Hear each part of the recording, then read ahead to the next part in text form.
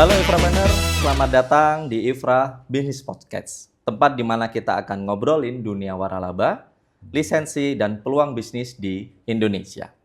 Saya, Dani Arianto, dan narasumber Ifrapreneur pada sesi ini, Mas Baskara Aji, akan ngobrolin banyak cerita menarik mengenai bisnis dan franchise. Mulai dari kisah sukses, tips memulai usaha, sampai tren bisnis terkini. Podcast ini dipersembahkan oleh IFRA, International Franchise License and Business Concept Expo and Conference. Event tahunan yang tentunya jadi barometer industri waralaba di Indonesia. Kalau kamu lagi cari inspirasi bisnis atau mau naik level usahamu, kamu ada di tempat yang tepat. Jadi, yuk kita ngobrol hari ini.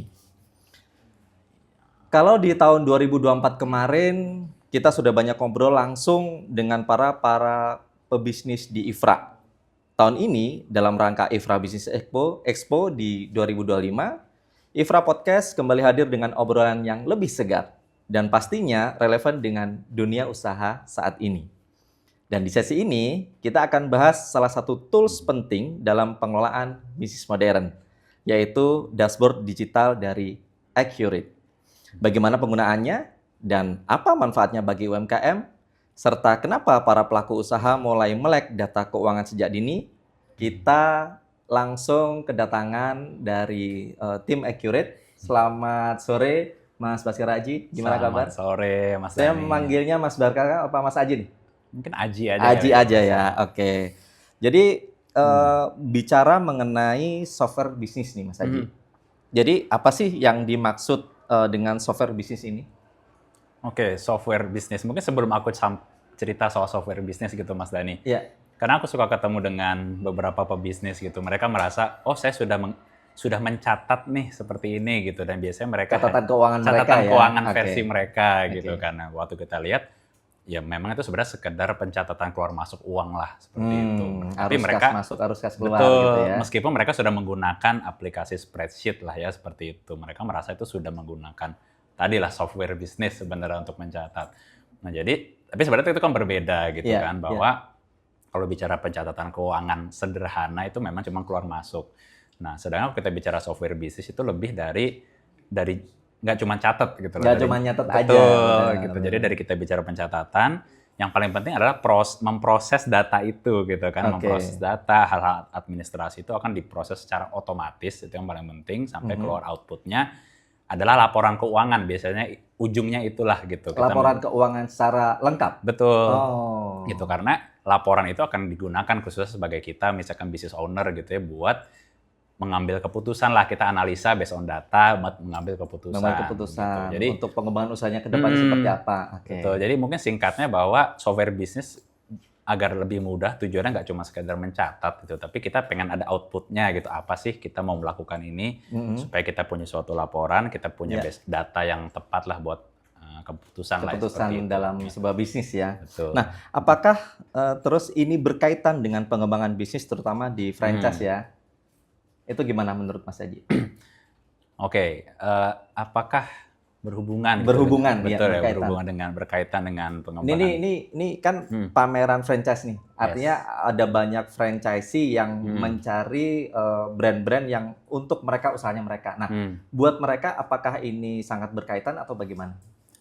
Sangat berkaitan sih. Sangat berkaitan sih, Mas Dani. Mungkin sebagai contoh adalah secara umum kan, misalkan franchise saya bicara F&B-nya apa ya, misal makanan lah ya. Makanan kuliner lah ya. Kuliner gitu kan, dimana kita akan ada bicara stok lah, ingredient dan lain-lain gitu. Bisa jadi saat kita melakukan penjualan gitu kan, kita jualan gitu kan banyak, tapi ternyata kok secara keuangannya kok rugi gitu loh.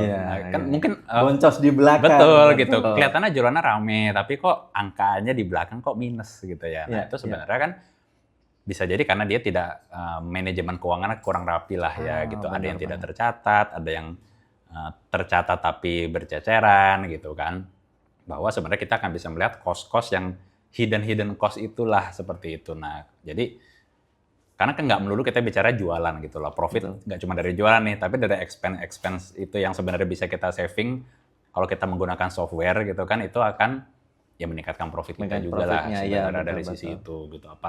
Di sisi lain mungkin kalau kita bicara franchisee gitu ya, yang multi outlet lah, let's say gitu kan, bahwa untuk memaintain semua outletnya dengan menggunakan software itu akan jauh lebih mudah gitu. Dia nggak harus pantau satu-satu gitu kan, cuma buka satu dashboard, bisa langsung lihat semua cabang outlet dia gimana sih performanya tanpa dia harus satu-satu keliling gitu ya. Betul. Jadi sangat saving time lah. Ya, bagi business owner untuk memantau bagi mereka yang punya cabang-cabang di banyak daerah gitu ya. Betul. Oke. Nah, apa saja peluang yang kira-kira bisa dimanfaatkan dari sebuah software bisnis dalam pengembangan bisnis franchise? Oke, peluang ya, bicara peluang. Mungkin relate dengan pertanyaan sebelumnya gitu ya. Tadi masalah saving cost tadi lah gitu, bahwa dengan kita punya laporan keuangan gitu instan gitu, tinggal klik bisa langsung lihat gitu kan. Dari situ kita akan bisa langsung menganalisa lah untuk take action seperti itu kan. Karena ya, misalkan contoh tadi lah yang biaya-biaya yang tidak terlihat gitu kan, cost-cost yang sebenarnya bicara ingredient deh gitu. Saya kebetulan pernah ketemu beberapa business owner yang memang pasti ada ingredientnya harus dibelinya misalkan harian gitu kan, biar fresh kan. Atau misalkan ikan lah dan segala macam. Hari ini harganya berapa, besok berapa, minggu depan berapa kan bisa beda-beda. Bisa beda-beda. Kan? Pengusaha bakso dan sebagainya gitu kan ya. Betul. Nah, sedangkan kalau itu kita nyatetnya nggak rapi gitu, karena kayaknya sama lah misalkan seperti apa. Nah, itu ya sebenarnya kan sangat bisa di saving lah di sana gitu, peluang untuk di situ gitu. Dari sisi lain ya khususnya untuk ekspansi lah ya. Saat kita sudah melihat, oh ini produk mana sih yang paling laris, itu larisnya di hari apa. Bisa jadi kan sama-sama kita franchise kopi nih, tapi mungkin di hari-hari tertentu, ada menu yang lebih laku. Nah kita kan based on data itu kita bisa mempersiapkan lah bahan baku segala macam, biar nggak ada waste segala macam gitu sih. Jadi saya lihat sangat ya peluangnya cukup besar lah di sana gitu ya. Mau dari meningkatkan penjualan bisa, mau dari saving cost pun bisa. Betul. Kalau sekarang bicara mengenai accurate ya itu ya. Kalau kondisi saat ini user udah ada berapa ya Pak? Kalau boleh tahu, Haji.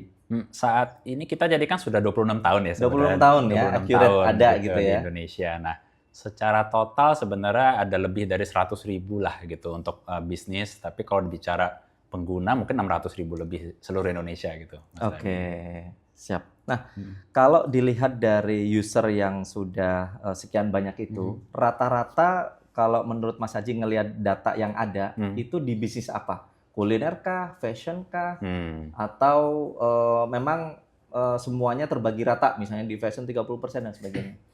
Secara umum 50% mungkin di retail ya, retailnya tapi campuran, ada yang wholesale, ada yang memang retail eceran gitu kan.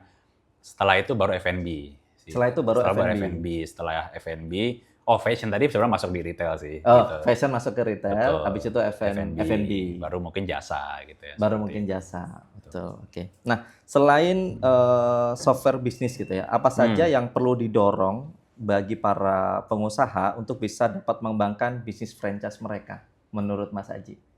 Oke, selain software bisnis selain software. Kan selama ini pasti Accurate banyak mendapatkan istilahnya user-user yang unik dan sebagainya gitu ya. Dan mungkin teman-teman yang ada di daerah yang berhubungan langsung dengan customer, dengan end user, dengan user, pasti mereka akan merasakan hal entah itu kendala atau keluhan dari para pelaku usaha kita gitu. Nah, kira-kira apa saja yang perlu didorong ke mereka gitu? Yang kira-kira dapat dikembangkan dalam bisnis franchise terutama bisnis franchise ya. Oke, sebenarnya yang mau saya sampaikan tetap software sih, tapi berbeda lah sebenarnya. Karena mungkin saya lihat let's say mereka sudah menggunakan gitulah software bisnis seperti Accurate gitu. Itu kan untuk masalah operasional di belakang gitu kan. Yang mereka perlukan sebenarnya di sisi front end ketemu end user-nya gitu kan. Yaitu apa ya? Let's say misalkan aplikasi kasir lah sebenarnya. Karena masih cukup banyak kan business owner yang ya saya bisa lah masih pakai Notabone gitu kan. Ataupun dia mau catat di komputer ya sebenarnya no issue. Pakai gitu. Excel biasa gitu ya. Tapi sebenarnya dengan menggunakan aplikasi kasir itu pun itu akan sangat membantu mempercepat proses transaksi dengan customer gitu kan. Customer happy, duit lebih cepat juga masuk ke kita gitu kan. Itu tuh bagus tuh, customer happy, duit bisa cepat masuk. Benar gitu. Dan dari sisi lain, kalau misalkan aplikasi kasir pun sudah terintegrasi gitu kan, khusus ke Accurate, Karena kebetulan kita juga punya namanya Accurate POS, Mas Dani. Oke. Gitu. Jadi saat POS memang betul, buat kasir ya. memang untuk kasir gitu. Jadi saat ada transaksi nih, mau kita punya 10 outlet, transaksi semuanya akan otomatis terrecord itu di back end gitu, di Accurate. Oke. Jadi nggak ada lagi tuh perlu catat ulang atau ekspor impor. Nah, gitu kan. kadang nih ya, POS itu mereka masih harus mengekspor ke file tertentu, harus diolah lagi untuk menjadi sebuah laporan. Kalau ini enggak? Enggak, langsung Pak. Langsung? Almost real time lah sebenarnya gitu. Jadi oke. kita mau lagi liburan di Bali kayak gitu, kita mau lihat laporan per hari ini berapa sih, semua outlet bisa langsung kelihatan. Bisa langsung kelihatan. Betul. Canggih ya. Oke. Ya, itu mungkin yang pertama. Mungkin izin aku tambahin satu lagi. Boleh. Lebih. Jadi setelah kita udah di belakangnya back office aman, di front end-nya udah aman, mungkin kalau saya boleh saran, yang kedua adalah loyalty lah, customer loyalty. Nah, program. ini relate sama pertanyaan saya yang kedua, tapi udah dijawab duluan nih. Oke. Silakan dilanjut. Oke, jadi ya karena memang kami di Accurate juga kita punya gitu kan, namanya Bliss gitu, aplikasi loyalty program. Manfaatnya apa? Jadi saat kita nggak cuma fokus akuisisi user baru lah, customer baru gitu kan. Ini orang yang sudah datang, gimana bisa mau repeat order gitu kan. Kita mau lempar, kita udah punya promo nih, yuk datang lagi gitu. Atau setiap kali belanja dapat poinnya bisa ditukar lagi biar apa? Ngulang belanja lagi gitu lah. Itu biar jadi bisnis kita terus berputar lah, seperti itu mungkin. Oke, siap. Nah, sekarang kalau menurut Mas Aji, tips sederhana apa bagi para pelaku F&B terutama ya, yang ingin memulai menata keuangan usahanya, sekaligus mungkin ini akan jadi semacam motivasi buat mereka gitu ya. Bagaimana mereka ketika datang ke IFRA Expo nih, ke pameran IFRA ini, mereka juga sedang melihat brand-brand yang mau mereka tap in gitu ya. Kemudian selain itu mereka juga butuh tips, nggak hanya buat tap in doang, tapi kan mereka butuh support dan sebagainya. Nah, kira-kira tips apa yang bisa disampaikan pada para pelaku usaha F&B ini? Oke. Saya coba sedikit bercerita yang saya pernah ketemu juga gitu ya, dari beberapa bisnis, bahwa kenapa mereka awalnya ada resistensi lah mau menggunakan software seperti itu kan. Nah, waktu sebagian besar yang saya temukan adalah mereka merasa belum perlu lah gitu. Belum perlu. Kenapa? Karena ya setiap hari saya yang pegang, saya tahu semua produknya, saya tahu semua harganya, saya kenal semua customer, semuanya saya tahu ngapain saya harus pakai begini gitu kan. Nah, menurut saya itu yang akan menjadi sedikit hambatan gitu saat misalkan kita bicara business owner baru gitu kan, dia baru mau membeli franchise kan, sebagai franchisee. Kok saya harus pakai sistem begini nih gitu. Dia mau ngikutin dari awal, manfaatnya buat apa sih gitu kan. Nah, sebenarnya manfaat utamanya, jadi tips pertama saya adalah kita perlu merubah mindset-nya dulu lah. Itu gitu. challenge-nya kita ya? Betul gitu, bahwa memang benar saat ini dia bisa pegang semuanya. Tapi kalau masa iya sih bisnis harus bergantung sama kita, ownernya gitu kan. Suatu saat kita punya entah keluarga kita mau kita taruh di situ atau kita mau hire manager di situ. Udah hire masih harus nanya kita melulu kapan kita lepasnya gitu kan. Nah, jadi proses kita menggunakan itu tuh mungkin awal-awal akan berasa, kalau yang nggak terbiasa pasti aneh lah rasanya. Tapi selama kita yakin ini buat kedepannya bisnis saya perlu ini gitu. Saya rasa situ akan berjalan lah. Jadi mindset sih Pak yang pertama. Mindset ya yang pertama. Yang pertama mindset. Yang kedua saya melihat lebih dari sisi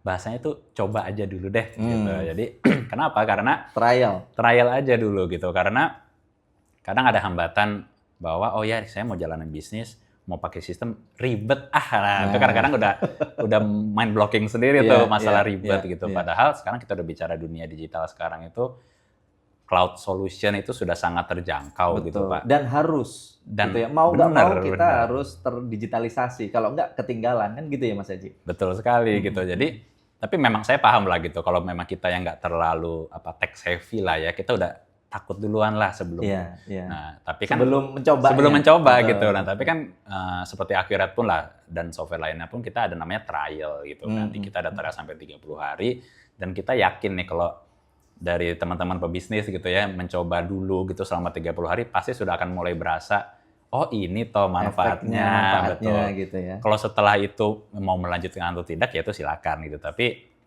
yang penting sudah mencoba gitu, sudah merasakan, betul. Tidak sesulit yang saya bayangkan gitu loh. Jadi menurut saya minimal 2 itu sudah akan bisa membuat dari teman-teman pebisnis itu waktu keliling di IFRA ini sudah lebih pede lah gitu. Oh, saya yakin ini memang saya perlu, tinggal apa nih bisnis saya mau diambil lah, seperti itu sih. Oke, menarik banget nih. Mudah-mudahan apa yang kita bicarakan di podcast ini bisa memberikan manfaat bagi teman-teman yang memang ada kebutuhan dari segi laporan, akuntansi dan sebagainya gitu ya. Minimal mereka mau mencoba dulu gitu ya.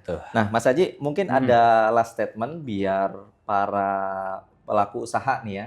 Kami nyebutnya bukan pelaku lagi, kata Kementerian UMKM udah nggak boleh pelaku lagi karena konotasinya katanya negatif gitu ya. Pengusaha UMKM bahasanya gitu. UMKM. Nah, mungkin ada tips last statement dari Mas Haji bagi teman-teman pengusaha UMKM ini tentang accurate gitu ya. Jadi ada yang mau disampaikan dari tim Accurate kepada teman-teman para pelaku usaha, baik itu yang ada di luar sana yang belum datang ke pameran IFRA maupun yang sudah hadir di pameran IFRA. Oke, jadi bukan pelaku usaha, buat para pengusaha UMKM gitu yang mau datang di IFRA kali ini, sangat menarik gitu ya, ada banyak sekali pilihan di sana gitu, tapi memang apapun bisnisnya sebenarnya kebutuhan software itu sudah menjadi hal yang wajib lah gitu, dan fungsinya software itu adalah untuk memudahkan kita sebagai pebisnis biar kerjanya lebih nyaman gitu Pak. Seperti dengan Accurate itu akan membuat bisnis menjadi lebih mudah seperti itu. Oke, dengan Accurate membuat bisnis jadi lebih mudah. Iya. Oke, terima kasih Mas Baskara Aji atas waktunya di podcast IFRA kita kali ini. Dan kita mungkin akan ketemu lain kali di podcast-podcast berikutnya. Siap. Oke, Mas Dani. siap. Terima kasih sudah dengerin episode IFRA Podcast kali ini. Semoga obrolan kita soal dashboard digital dari Accurate bisa menjadi insight baru bagi kamu dalam mengelola bisnis dengan lebih cerdas dan efisien. Jangan lupa, IFRA Podcast akan terus hadir dengan topik-topik menarik seputar dunia waralaba, lisensi, dan kemitraan bisnis. Dan buat kamu yang penasaran dengan IFRA Business Expo 2025, pantengin terus info dan update-nya di media sosial resmi IFRA. Saya, Dani Arianto, dan Mas Baskara Aji dari Accurate. Kami pamit undur diri, sampai jumpa di episode selanjutnya.